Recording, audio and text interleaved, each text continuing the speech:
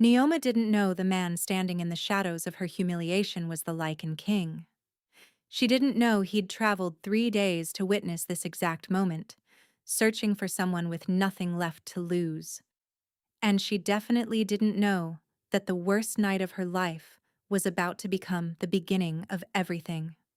The bonfire roared at the center of Thornwood's gathering square, casting dancing shadows across 100 watching faces.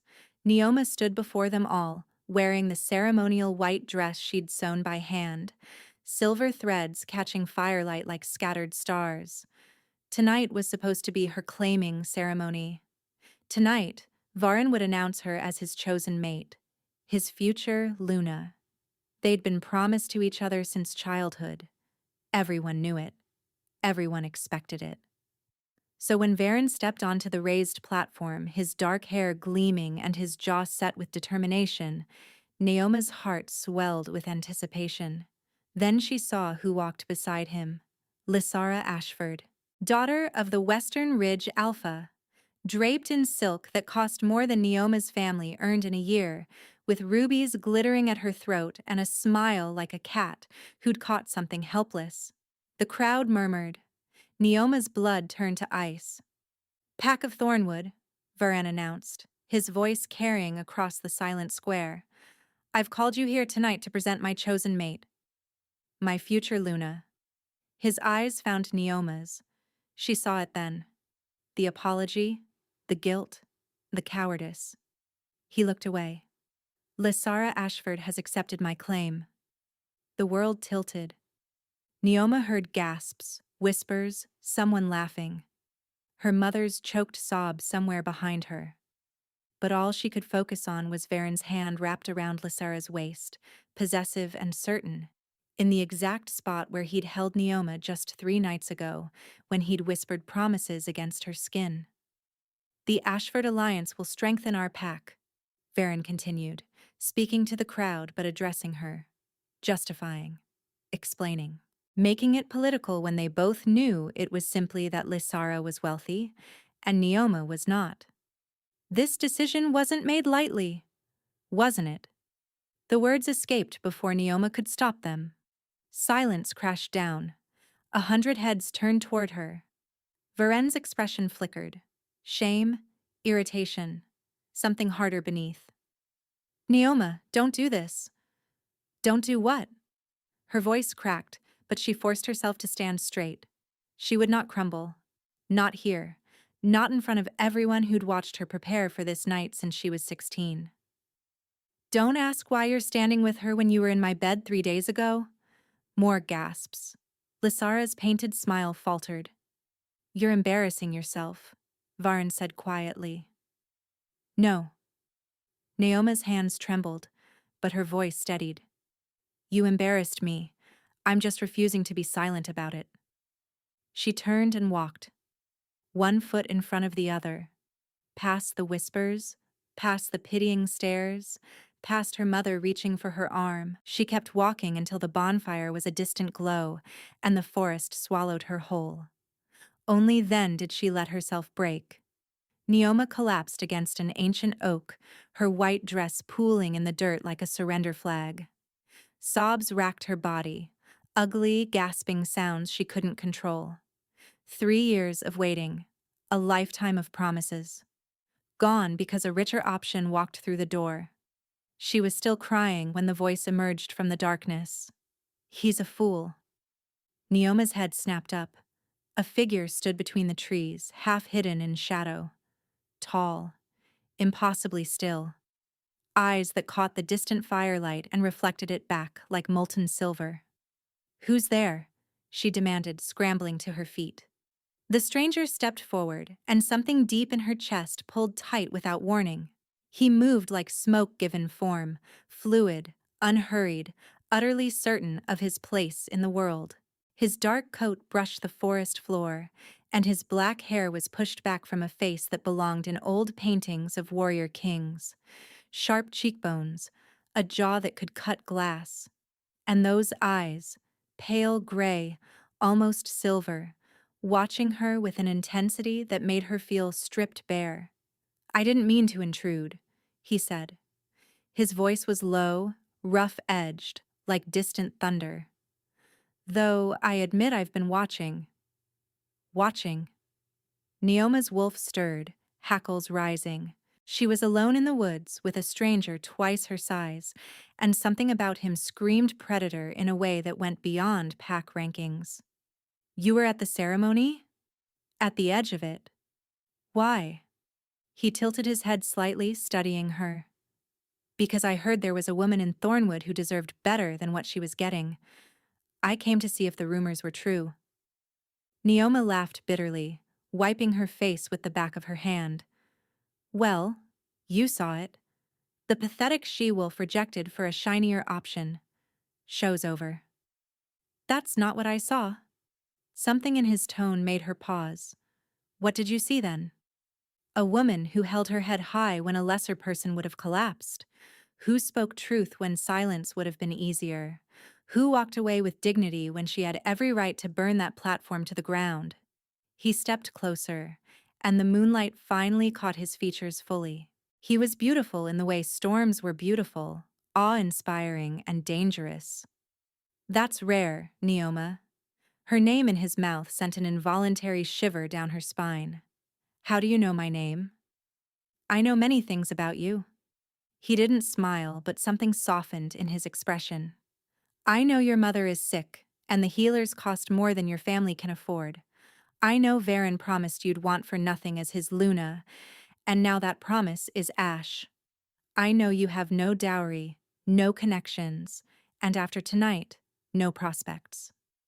Each word landed like a blow. Neoma's chest tightened. If you came to mock me, I came to offer you a solution. She stared at him. What kind of solution? Marriage. The word hung in the air between them. Neoma waited for the punchline, the cruel twist, but his expression remained steady. You don't know me, she said slowly. We've never met. Why would you possibly want to marry me? I have my reasons. That's not an answer. No, he agreed, but it's all I can offer tonight. What I can tell you is this. I need a wife. Someone strong. Someone who won't crumble under pressure or be bought by the first person who waves gold in her face. His gaze held hers. Someone like you. You're insane. Possibly. He reached into his coat and withdrew a small object, a ring, simple black iron, carved with symbols she didn't recognize. But I'm also offering you a way out. Marry me tonight, and you'll never want for anything again. Your mother's healers, your family's debts, all handled. Neoma's heart pounded. And what do you get? A wife who owes me nothing but her word. No politics, no family alliances, no ulterior motives. He turned the ring over in his fingers. Just a partnership, freely chosen. Marriages aren't freely chosen, not for people like me. Then perhaps it's time someone changed that. She should refuse. Every rational instinct screamed at her to walk away from this stranger with his impossible offer and his unreadable eyes. But then she thought about returning to the village, the whispers, the pity. Lysara's triumphant smile at every pack gathering for the rest of her life. And her mother, growing weaker every day while Neoma counted coins that would never be enough. If I say yes, she whispered, what happens then? The stranger's eyes gleamed. Then I tell you my name. Your name. Neoma let out a disbelieving breath. You want me to agree to marry you before I even know what to call you? I want you to choose me without the weight of what I am influencing your decision. That makes no sense. It will. He extended his hand, the black iron ring resting on his palm. Do we have an agreement? Neoma stared at the ring. It was unlike anything she'd seen. No gemstones, no polish, just dark metal etched with symbols that seemed to shift in the moonlight. Something about it called to her. Something ancient. She thought about Varen's face when he chose Lysara, the dismissal in his eyes, the way he'd calculated her worth and found her lacking. She thought about her mother coughing blood into a rag this morning, insisting she was fine. She thought about spending the next 50 years watching from the edges while someone else lived the life she'd been promised. One condition, Neoma said. The stranger raised an eyebrow. If I decide this was a mistake, if you're cruel, if you lied, if any part of this is a trap, I walk away. No consequences. No retaliation. You let me go. A flicker of surprise crossed his face, or perhaps respect. Agreed, he said. If at any point you wish to leave, I won't stop you. You have my word. Words are cheap. Mine aren't. The certainty in his voice made her pause. There was no arrogance in it, just absolute conviction, like he'd never broken a promise in his life and didn't intend to start. Neoma reached out and took the ring. The moment her fingers closed around the iron, heat bloomed in her palm. Not painful, but intense, like pressing her hand against sun-warmed stone. The symbols on the ring flared with pale light. "What?" she gasped.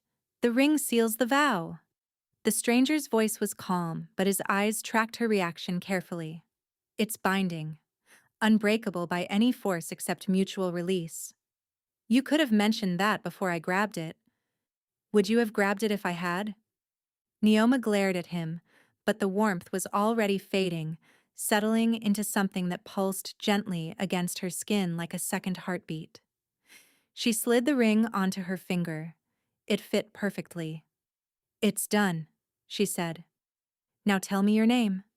The stranger stepped closer, close enough that she could smell pine and winter air and something deeper, wilder, like the heart of a forest no human had ever touched. "My name is Calum," he said, "and I am the king of the Lycan dominion." Neoma's world stopped. Lycan. Not werewolf. Lycan. The ancient bloodline, the first wolves, the ones who ruled from the northern throne and answered to no alpha, no council, no law but their own. The ones parents whispered about to frighten children into obedience. "That's impossible," she breathed. "The Lycan king doesn't travel to border packs. He doesn't marry common she-wolves in the forest?"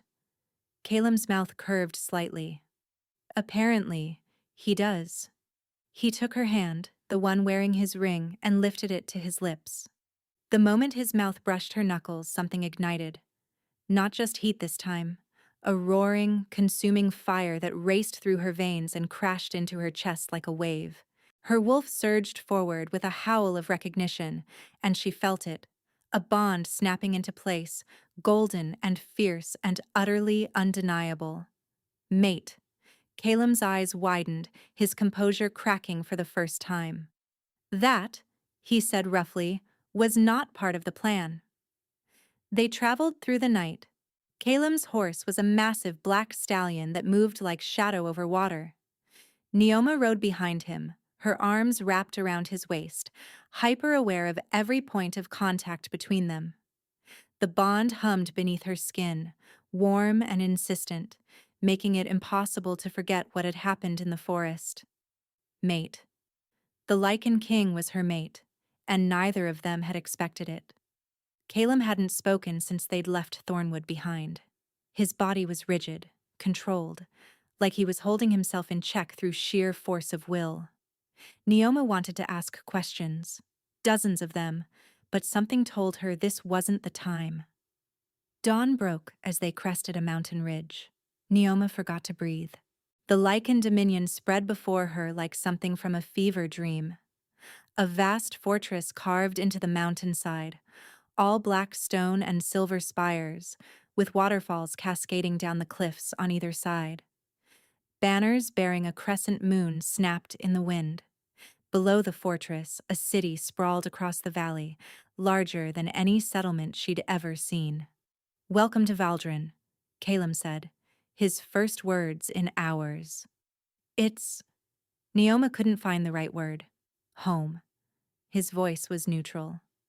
"Or it will be." They descended into the city, and Neoma became acutely aware of every eye tracking their approach. People stopped in the streets, Merchants abandoned their stalls. Children were pulled behind their mothers' skirts. They weren't staring at Calum. They were staring at her.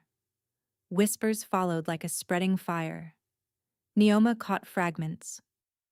Common blood. Border pack. What is he thinking? And forced herself to sit straighter. She'd survived public humiliation once tonight. She could survive it again. The fortress gates opened without a word from Calum, guards snapping to attention as they passed. Inside, the corridors were vast and cold, lit by torches that burned with an unnatural silver flame. A woman waited in the entrance hall. Tall, elegant, with steel-gray hair pulled back severely and eyes that could freeze water. "Your Majesty." Her gaze slid to Neoma, and her lip curled almost imperceptibly.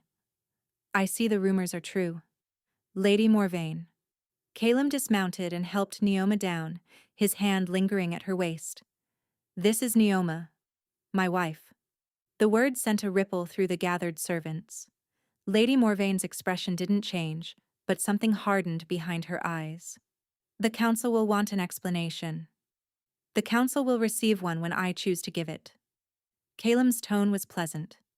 The warning beneath it was not. "For now, my wife needs rest. Have the Queen's chambers prepared." Queen's chambers. Neoma's head spun. 12 hours ago, she'd been a nobody in a backwater pack. Now she was standing in a fortress, wearing an iron ring, bound to a king who just called her his wife in front of his entire court. Lady Morvain's gaze met hers. Cold, calculating, dangerous. "Of course, Your Majesty," she said smoothly. "Welcome to Valdrun, my queen." The title dripped with venom. Neoma smiled back, showing teeth. "Thank you. I'm sure we'll become very well acquainted." Surprise flickered in the older woman's eyes, or perhaps reassessment. The first battle line had been drawn. The Queen's chambers were larger than Neoma's entire childhood home, vaulted ceilings painted with constellations, a bed draped in midnight silk. Windows overlooking the city below, where thousands of lights flickered like earthbound stars. A copper bathtub already filled with steaming water, rose petals floating on the surface. Neoma stood in the center of it all, still wearing her ruined white dress, and felt like a fraud. A knock at the door made her jump. A young woman entered, barely older than Neoma herself, with warm brown skin and kind eyes that crinkled when she smiled. "I'm Thessaly," she said, dipping into a curtsy. "His Majesty assigned me as your personal attendant. You must be exhausted." Exhausted didn't begin to cover it, but Neoma had learned long ago not to show weakness to strangers. "I'm fine." Thessaly's smile didn't waver. "Then perhaps you'd like to be fine in the bath? The water's still warm, and I've laid out fresh clothes." An hour later, Neoma was clean, dressed in soft gray wool, and seated by the fire while Thessaly brushed her hair. The gentle rhythm was almost hypnotic. "Can I ask you something?" Neoma said. "Of course, my queen." "Why does everyone look at me like I've committed a crime?" Thessaly's hands paused briefly before resuming their steady strokes. "The court expected His Majesty to marry Lady Seren Ashford. The alliance has been negotiated for years." Neoma's blood chilled. "Ashford?" "The Western Ridge Alpha's eldest daughter. She arrived at court 2 months ago, expecting a proposal by winter's end." Thessaly met her eyes in the mirror. "Instead, His Majesty left without explanation and returned with you." Ashford. The same family as Lysara, Varen's chosen Luna. This couldn't be coincidence. "Lady Morvain," Neoma said slowly. "Is she connected to the Ashfords?" "She's Seren's aunt, and the head of the King's Council." The pieces clicked together with sickening clarity. Calum hadn't just married her to escape an unwanted alliance. He'd declared war on the most powerful family in his court. And she was standing in the middle of the battlefield. "I need to speak with the king," Neoma said. She found him in his study, a massive room lined with maps and ancient texts. He stood by the window, staring out at the mountains, his shoulders carrying a weight she was only beginning to understand. "You knew," she said without preamble, "about the Ashford alliance, about Lady Morvane. You used me to escape a political marriage." Calum turned. In the daylight he looked tired, shadows beneath his pale gray eyes, tension carved into every line of his face. "Yes," he said simply. "I did." "And you didn't think to mention that before I put on your ring? Would it have changed your answer?" Neoma opened her mouth to say yes, then stopped. Would it have? She'd been desperate, humiliated, watching her future crumble. Would knowing she was a political pawn have mattered when the alternative was returning to Thornwood in shame? "I deserve the truth," she said instead. "All of it." Calum was silent for a long moment. Then he gestured to a chair by the fire. "Sit. This will take some time." The story spilled out in pieces. The Ashford family's growing influence, Lady Morvane's stranglehold on the council, the pressure to marry Seren, a woman Calum had met twice and despised instantly, and beneath it all, whispers of something darker.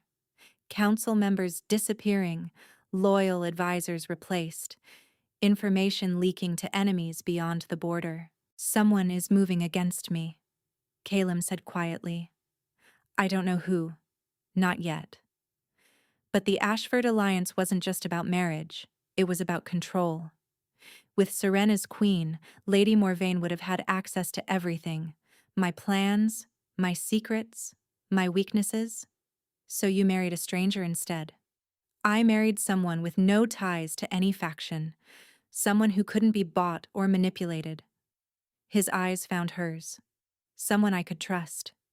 "You don't know me." "I know enough." He leaned forward. "I know you could have groveled at Varen's feet and begged him to reconsider. Instead, you walked away with your head high. I know you could have refused my offer and faced whatever came. Instead, you took a risk on an unknown future." His voice softened. "That tells me more than years of courtship ever could." That invisible thread between them tightened, warm and steady. Neoma felt it reaching for him, wanting to close the distance, to touch and be touched. She stayed in her chair. "Lady Morvane will come after me," she said. "Yes." "And you'll protect me?" Something fierce flickered across his face. "With everything I have." "Why?" The question slipped out before she could stop it. "The bond was an accident. You didn't plan for a mate. Why does it matter if I survive your court politics?" Calum stood, crossing to her chair. He knelt before her, bringing them eye to eye, and the vulnerability in his face stole her breath. "Because accident or not," he said roughly, "you're mine now, and I protect what's mine." The words should have felt possessive. Instead, they wrapped around her like armor. Before Neoma could respond, the door burst open. Thessaly stood in the doorway, face pale with terror. "Your Majesty, there's been an attack. Lord Vashon is dead, and they're saying the Queen did it." The throne room was a sea of hostile faces. Neoma stood before the assembled council, still wearing the simple gray dress, her hair still damp from the bath. Around her, nobles whispered behind gloved hands. Lady Morvane sat at the head of the council table, her expression carved from marble. Lord Vashon, a minor noble Neoma had never even met, lay dead in the eastern corridor. Poisoned, they said, and a witness had seen a woman in gray fleeing the scene. "This is absurd," Calum growled. He stood beside Neoma, close enough that their shoulders nearly touched. "My wife has been in her chambers all morning, Thessaly can confirm." "A servant's word against a nobleman's murder?" Lady Morvane's voice was ice. "Forgive me, Your Majesty, but the council requires more substantial evidence." "What evidence? A woman in gray?" Neoma stepped forward, and the whispers died. "Half the servants in this fortress wear gray. You have no weapon, no motive, and no proof of anything except that someone wants me gone. Bold words, Lady Morvaine said, from a woman who appeared out of nowhere and married our king within hours. Bold accusations from a woman whose niece was supposed to be wearing this ring. The silence that followed was deafening. Lady Morvaine's composure cracked, just a flash of fury before she smoothed it away. But Neoma had seen it. So had Calum. Enough! The king's voice cut through the tension like a blade. My wife is not a murderer. This investigation will be conducted properly, and until then, no one. His gaze swept the council. Will speak another word against the queen. The council dispersed in sullen silence, but Neoma caught the looks they exchanged, the subtle nods and knowing glances. This wasn't over. It was barely beginning. That evening, Calum found her on the balcony outside her chambers. Neoma stood at the railing, watching the sun sink behind the mountains, painting the sky in shades of blood and gold. She didn't turn when he approached, but the bond told her exactly where he was. 3 feet behind her, close enough to touch, holding himself back. You handled the council well, he said. I've had practice with hostile crowds. Thornwood. Life. She finally turned. He'd changed from his formal clothes into something simpler. Dark trousers, a loose linen shirt that exposed the hollow of his throat. He looked almost approachable, almost human. I'm sorry, Calum said, for dragging you into this. I thought I could keep you separate from the politics, at least for a while. I was wrong. Would you do it differently? If you could go back? He considered the question seriously. No, but I would have warned you better. Would I have believed you? Probably not. A ghost of a smile crossed his face. You're stubborn. I prefer determined. The smile faded, replaced by something more intense. Neoma, the bond between us, I didn't expect it. I want you to know that whatever happens, I won't use it to trap you. If you want to leave, if this becomes too much, I'll find a way to release you from the marriage. Politics be damned. She studied him. This impossible man who'd offered her freedom twice now when he had every reason to hold tight, who knelt before her in his own study and called her his, who stood between her and an entire court of enemies without hesitation. What if I don't want to leave? She whispered. Calum went very still. Then I would be grateful. Just grateful? His control slipped. She saw it in the way his hands clenched at his sides, the way his breath came harder, and the way his silver eyes turned molten with restrained hunger. No, he admitted roughly. Not just grateful. Neoma closed the distance between them.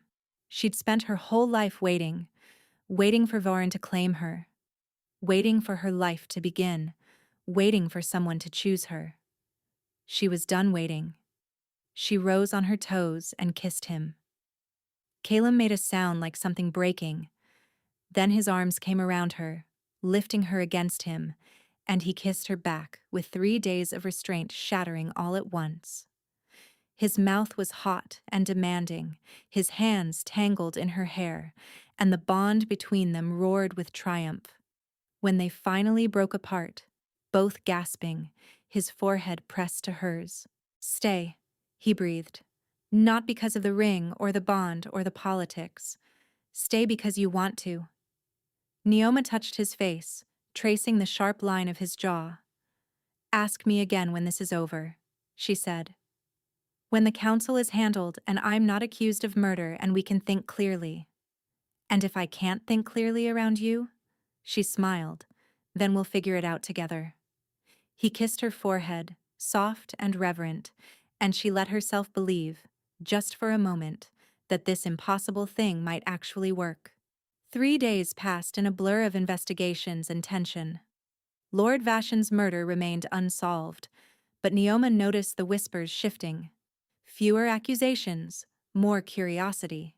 She'd stood her ground in the throne room and the court was reassessing. But Lady Morvaine hadn't made another move, and that worried Neoma more than open hostility. She's planning something, Neoma said, pacing Calem's study. She wouldn't go quiet unless she had a bigger play. Calem watched her from behind his desk, his gray gaze tracking her movements. I have people watching her. Every meeting, every message, every visitor. And? Nothing unusual. She attends council sessions, takes tea with the noble ladies, and retires early. He frowned. It's too clean. Exactly. Neoma stopped pacing. She framed me for murder within hours of my arrival. That's not the work of someone who waits patiently. A knock interrupted them. Thessaly entered, her face troubled. Forgive the intrusion, your majesties, but I found something. She placed a folded parchment on the desk. Hidden in the servants' quarters. The messenger who delivered it was paid to burn it after reading, but he got drunk and forgot. Calem unfolded the letter. The seal was unmarked, but the handwriting matched correspondence he'd seen from Morvaine's private secretary. As he read, his expression hardened to stone. What is it? Neoma asked. He handed it to her wordlessly. The message was brief, written in coded phrases that took her a moment to decipher. But the meaning was clear enough. The wolf must fall at the winter summit. Ensure the border packs are positioned. Once the throne is empty, our candidate ascends. The winter summit, Neoma breathed. That's in 4 days. Every alpha in the realm will be there, including me. Calem's voice was deadly calm. They're planning to assassinate me in front of the entire wolf nation. And blame it on the border packs. Neoma's mind raced. Civil war. The Dominion tears itself apart while Lady Morvaine installs whoever she wants on the throne. Saren Ashford most likely, with Morvaine as regent. Calem stood, his chair scraping back. I need to cancel the summit. No.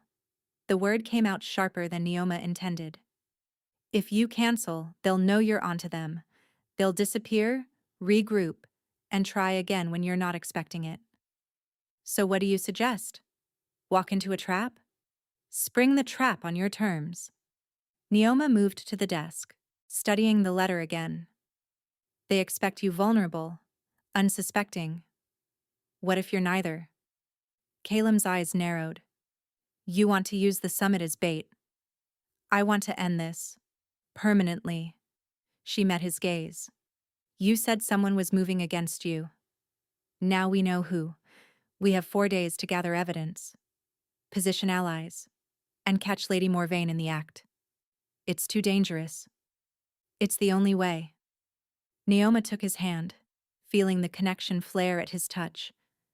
You married me because you needed someone who couldn't be bought or manipulated. Trust me now. Calem was silent for a long moment. Then his fingers tightened around hers. If anything goes wrong, it won't. If it does, he insisted, you run. You don't look back. You don't try to save me. You get out and you survive. I'm not going to promise that. Neoma. No. She stepped closer, her free hand pressing against his chest, feeling his heart pound beneath her palm. You don't get to protect me and forbid me from protecting you. That's not how this works. His composure cracked, fear, frustration, and beneath it all, a desperate tenderness that made her chest ache. You're impossible, he murmured. So I've been told. He pulled her into his arms, holding her like she might disappear. 4 days, he said against her hair. We end this in 4 days. Outside the window, storm clouds gathered over the mountains. Neoma watched them roll in and felt the same tempest building in her blood. War was coming, and she intended to win. The winter summit transformed Valdrun into a sea of banners and bristling power. Alphas arrived from every corner of the realm, mountain packs and forest clans, coastal territories and desert tribes. They filled the great hall with their entourages, their suspicions, their barely concealed rivalries. And in the center of it all stood Calem, greeting each arrival with the cold courtesy of a king who trusted no one. Neoma watched from the gallery above, dressed in deep blue velvet, Caelum's colors. Thessaly had woven silver threads through her hair, and the iron ring gleamed on her finger. She looked like a queen. She felt like a target. Nervous, Thessaly whispered beside her. Terrified, Neoma admitted. But that's never stopped me before. Thessaly pressed something small and cold into Neoma's palm. A knife, barely longer than her finger. Just in case, she whispered. Neoma tucked it into her sleeve and squeezed Thessaly's hand in silent thanks. Below, she spotted Lady Morvain moving through the crowd, all gracious smiles and whispered conversations. The woman hadn't looked at Neoma once all evening. That, more than anything, confirmed they were on the right track. The plan was simple. Caelum would give his opening address at midnight, standing on the raised platform at the hall's center. According to their intelligence, that's when the assassin would strike. A poisoned blade, meant to look like an attack from the border packs. But Caelum wouldn't be alone on that platform. Neoma descended the stairs as the clock approached midnight. The crowd parted for her, some with curiosity, others with open hostility. She kept her chin high, her steps steady. She found Caelum at the base of the platform. His eyes found hers immediately, and something passed between them. Fear, trust, love. Neither had spoken aloud. Together, she said quietly. Together, he agreed. They climbed the steps side by side. The hall fell silent, hundreds of eyes fixed on the Lycan king and his unexpected queen. Caelum began to speak, his voice carrying to every corner. Words about unity, about strength, about the future of the realm. Neoma barely heard them. Her attention was fixed on the shadows at the edge of the hall, where their planted guards waited. On Lady Morvain's face, smooth and patient. On the servant moving through the crowd with a tray of goblets, angling closer to the platform with each step. Closer. Closer. The servant's hand slipped beneath the tray. Now, Neoma breathed. The hall exploded into chaos. Guards surged from the shadows, intercepting the servant before his blade could clear its hiding place. Screams erupted. Nobles scattered. And in the chaos, Lady Morvain made her move. Neoma saw it happen in fragments. Morvain's hand signal, the side door bursting open, armed men pouring into the hall wearing no colors, no insignias. Mercenaries. Dozens of them. Caelum! Neoma grabbed his arm as the first wave reached the platform. He was already moving, shoving her behind him, a blade appearing in his hand from somewhere. The first mercenary fell with his throat opened. The second crumpled with a broken neck. But more kept coming, an endless tide of steel and violence. Get her out! Caelum roared to Thessaly, who'd somehow appeared at the platform's edge. Get her to safety. I'm not leaving you. Neoma, please. A crossbow bolt sang through the air. Neoma saw it coming before Caelum did, time slowing to a crawl as the iron tip arrowed toward his heart. She didn't think. She moved. Her body collided with his, sending them both crashing to the platform floor. The bolt whistled past, so close she felt it tug at her hair. Are you insane? Caelum's voice was ragged, his arms locked around her. Probably. She struggled upright, scanning for the shooter. There, in the gallery where she'd stood minutes ago, already reloading. We need to move. They ran, through the chaos of the hall, past fighting guards and fleeing nobles, toward the small door behind the throne that led to the private corridors. Mercenaries tried to intercept them. Caelum cut through them like wind through wheat, his movements brutal and efficient. But there were too many. For every one that fell, two more appeared. They burst through the door and into the corridor beyond, only to find Lady Morvain waiting. She wasn't alone. A dozen guards flanked her, and kneeling at her feet, bound and gagged, was Thessaly. Your Majesty. Morvain's smile was poison. I'd hoped you'd make it this far. Caelum stepped forward, blade raised, but the guards leveled crossbows at his chest. Ah, ah, Morvain tutted. One more step and your little servant dies. Then you, then your wife. The word dripped with contempt. This is treason, Calum growled. You'll hang for this. I'll rule for this. Morvain's composure cracked, revealing the ambition beneath. 40 years I've served this throne, watched your father squander opportunities, watched you reject perfectly good alliances for sentiment. No more. She gestured, and 2 guards seized Naoma's arms. The border pacts will be blamed for tonight.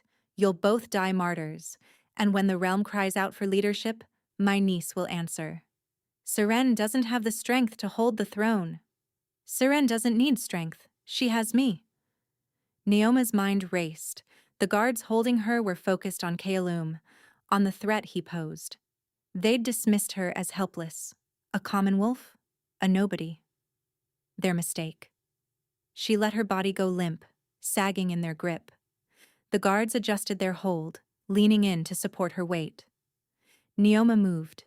She slammed her head back into the first guard's face, feeling cartilage crunch. Twisted free of the second's grip and drove her elbow into his throat. The knife Thessaly had slipped her slid from her sleeve into her palm.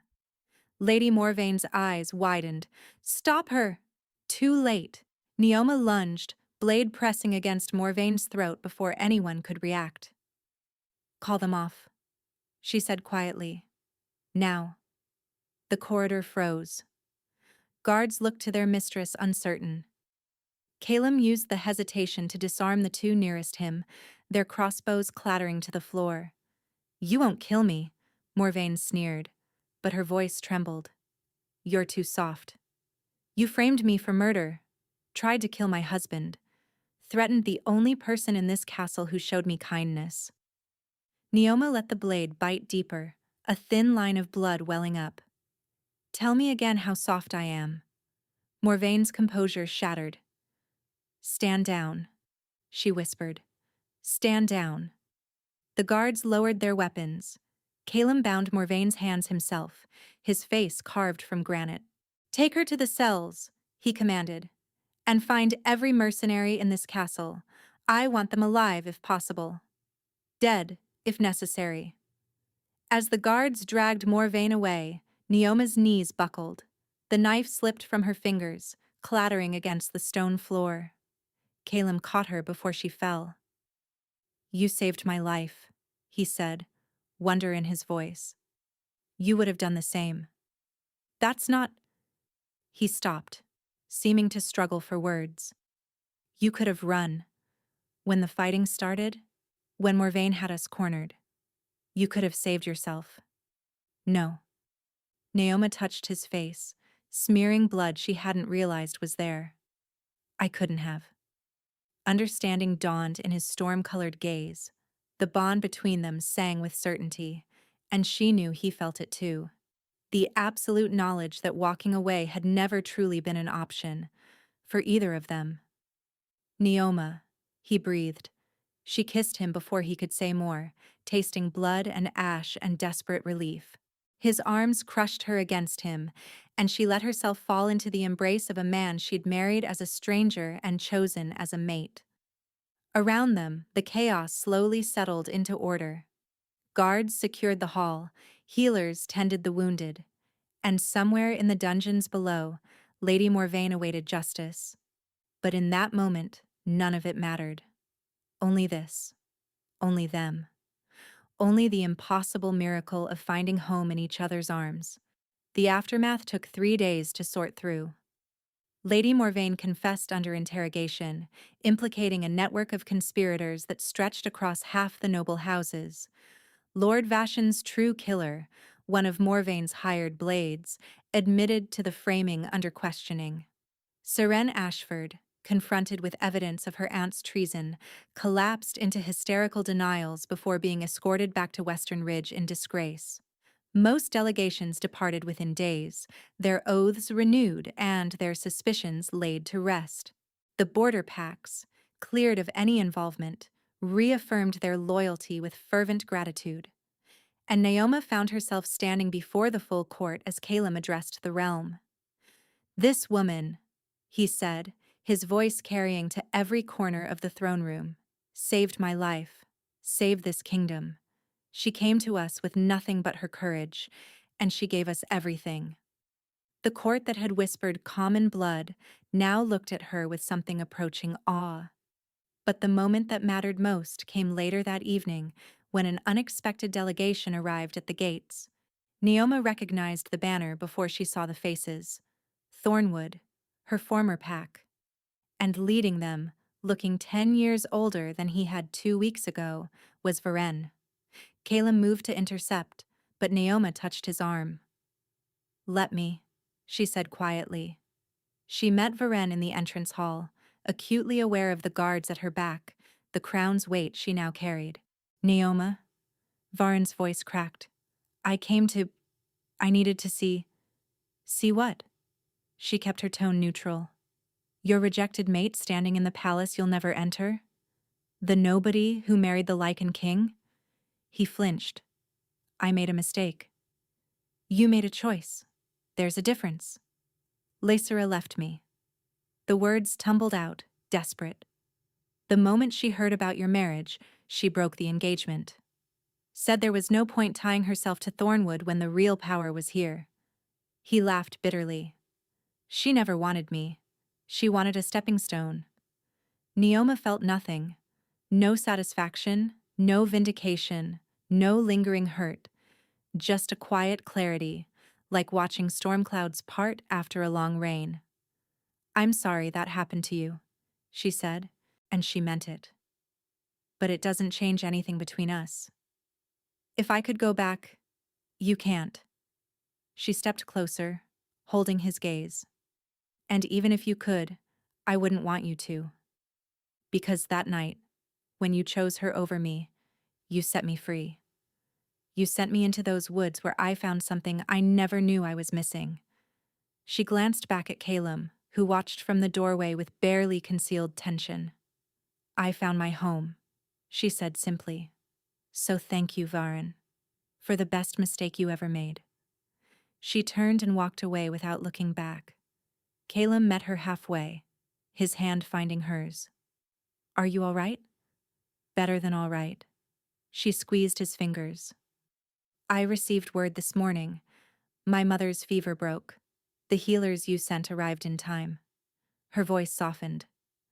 "I'm exactly where I'm supposed to be." They walked together through the torch-lit corridors, and Naoma realized she wasn't pretending anymore. Wasn't playing the part of queen, of mate, of someone who belonged. She simply did.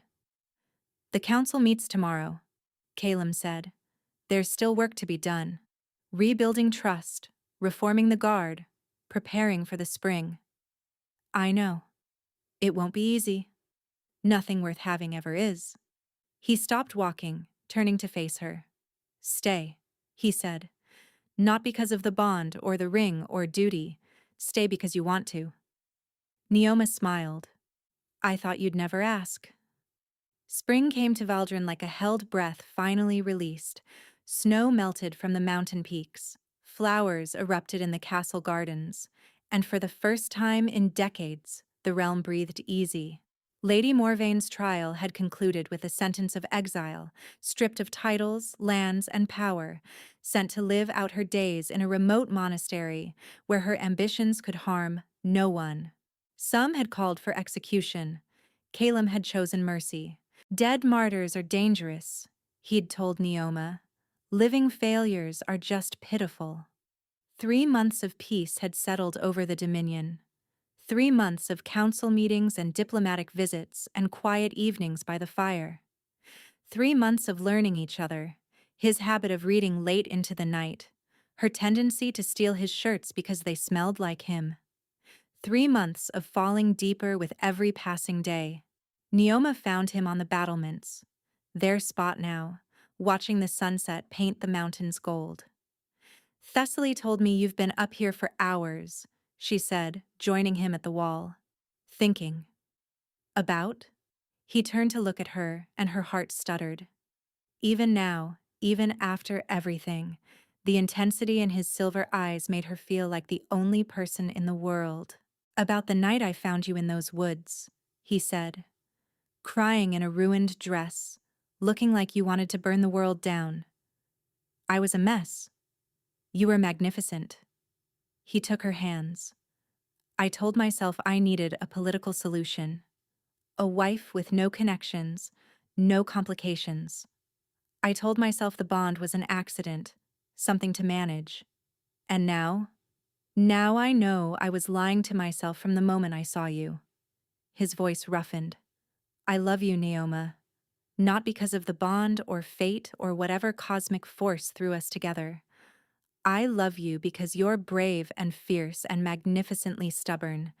Because you saved my life and never once let me thank you properly.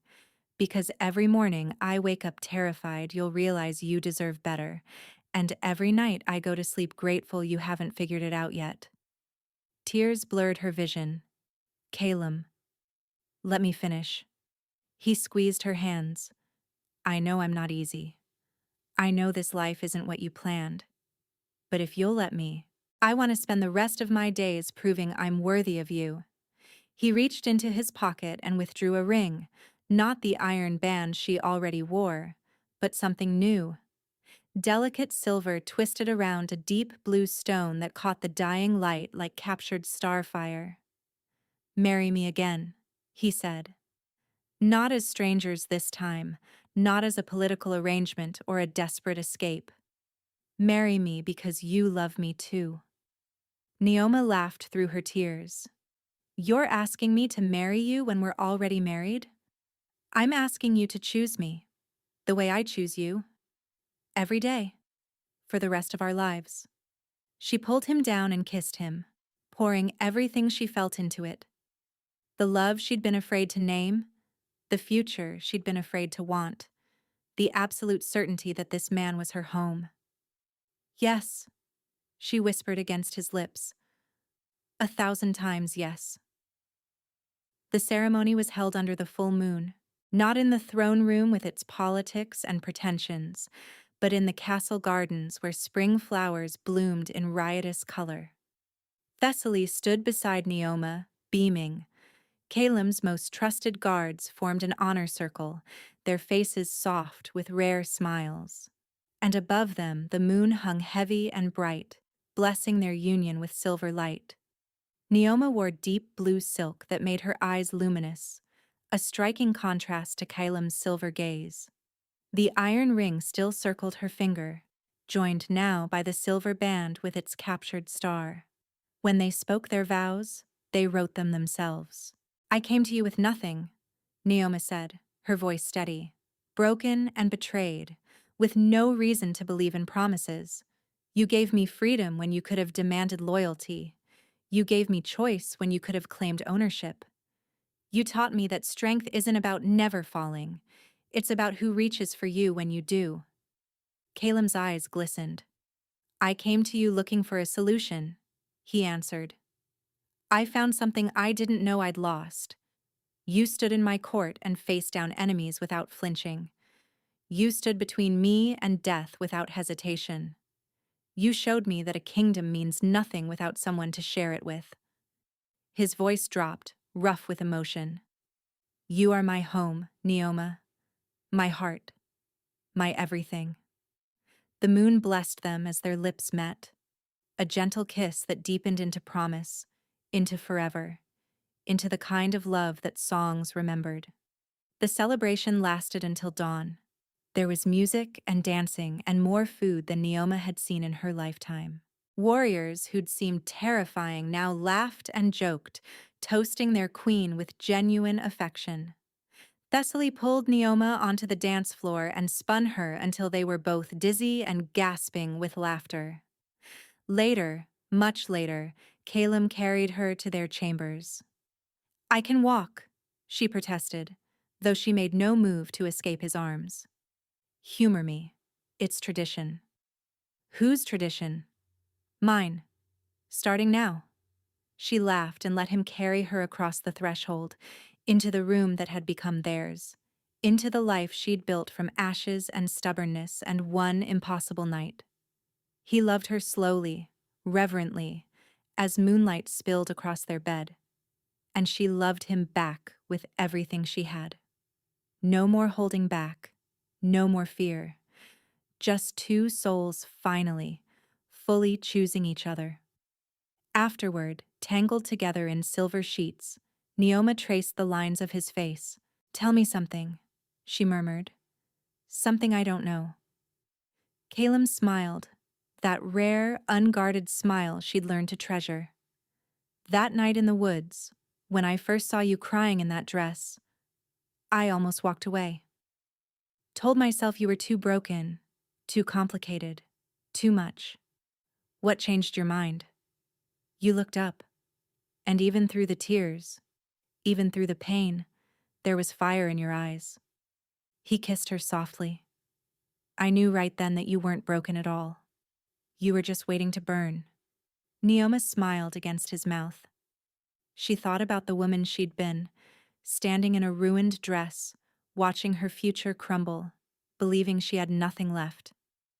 That woman hadn't known what was coming, hadn't known that rejection was just redirection, that endings were sometimes beginnings in disguise. He'd been a stranger in the shadows, offering impossible choices. Now he was her husband, her king, her home. "Fair trade," she whispered, echoing a thought she hadn't known she was holding. Caleb's arms tightened around her. "What is?" She smiled, watching dawn break over the mountains through their window. "Everything." "Where are you listening from? Let me know in the comments. I love hearing from you. And if this story touched you, please subscribe. It's free, and it helps more people find these tales.